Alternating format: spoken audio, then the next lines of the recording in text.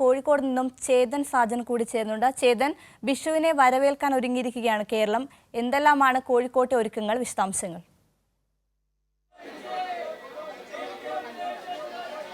വിഷ്ണുപ്രിയ, ഞാനിപ്പോൾ നിൽക്കുന്നത് കോഴിക്കോടെ പ്രധാന വ്യാപാര കേന്ദ്രമായ മിഠായി തെരുവിലാണ്, SM സ്ട്രീറ്റിലാണ്. ഇത് ദൃശ്യങ്ങളിൽ കാണുന്ന പോലെ തന്നെ അറിയാം, വൻ ജനാവലി വലിയാണ് വിഷുവിനെ അവസാന മണിക്കൂറുകളിൽ വരവേൽക്കാൻ ഇവിടെ ഒരുക്കിയിരിക്കുന്നത്.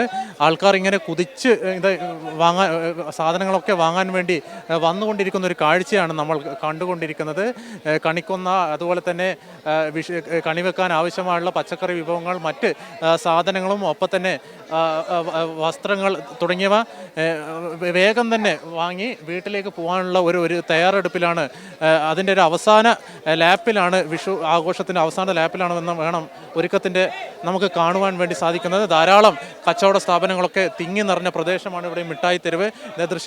ദൃശ്യങ്ങളിൽ തന്നെ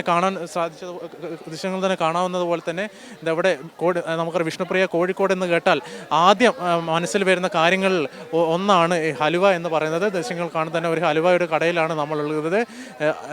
ദൃശ്യങ്ങൾ തന്നെ നോക്കിയാൽ മനസ്സിലാവും, ധാരാളം പേർ നേരത്തെ ഇവിടെ ഹലുവ വാങ്ങാൻ എത്തിയിരുന്നു എന്നുള്ളൊരു കാര്യം കൂടി നമ്മൾ ഇവിടെ നോക്കിക്കാണേണ്ടത്.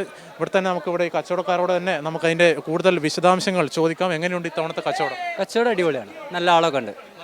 ഓ, നല്ല തിരക്കാണ്. ഓ, സാധാരണത്തെക്കാട്ടിലും തിരക്കുണ്ട്. ആ, ഓ, ഇനി കുറച്ച് കഴിയുമ്പോൾ ഇരും കൂടി ഒന്നും കൂടെ തിരക്കാവും. ഒരു 6 മണി 6:30 ഒക്കെ ആകുമ്പോൾ ഒന്നും കൂടെ തിരക്കാവും. അത് തന്നെയാണ് ഇവിടെ കച്ചവടക്കാരും ഹാപ്പിയാണ് എന്ന് വേണം നമുക്ക് മനസ്സിലാക്കാൻ വേണ്ടി. ഇതെവിടെ വസ്ത്രങ്ങൾ തന്നെ കാണാം, വസ്ത്രങ്ങൾ വിൽക്കുന്ന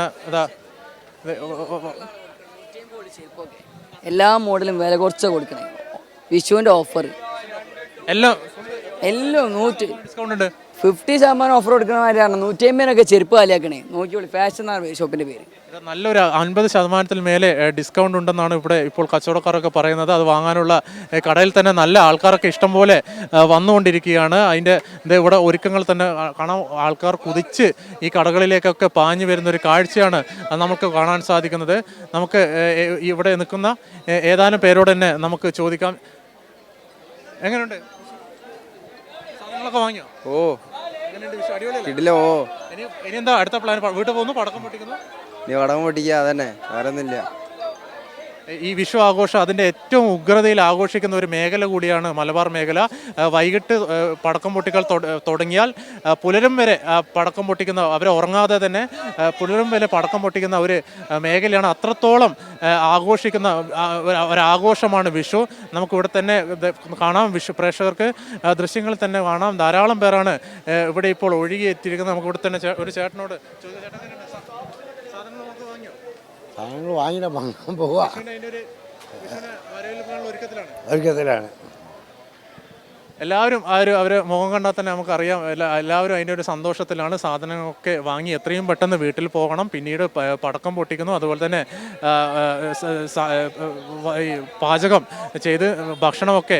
ഈ മലബാർ മേഖലയുടെ മറ്റൊരു പ്രത്യേകതയാണ്, എല്ലാ ആഘോഷത്തിനും ഒരു നോൺ വെജ് ഉണ്ടാവും. ഒന്നുകിൽ അവർ ബിരിയാണി ആയിരിക്കും വെക്കും, അല്ലെങ്കിൽ ഊണ് വെക്കുന്നതോടുകൂടി ഒരു ചിക്കൻ വിഭവം അല്ലെങ്കിൽ മീൻ വിഭവം ആഹാരത്തിനൂടെ വളരെ മസ്റ്റാണ്. എല്ലാ വിഷുവിനും അതുപോലെ തന്നെ ഓണത്തിനും നോൺ വെജ് വളരെ നിർബന്ധമാണ്. ഇതവിടെ ധാരാളം പേരാണ് പോകുന്നത്. ചേച്ചി, എങ്ങനെ എല്ലാം വാങ്ങി?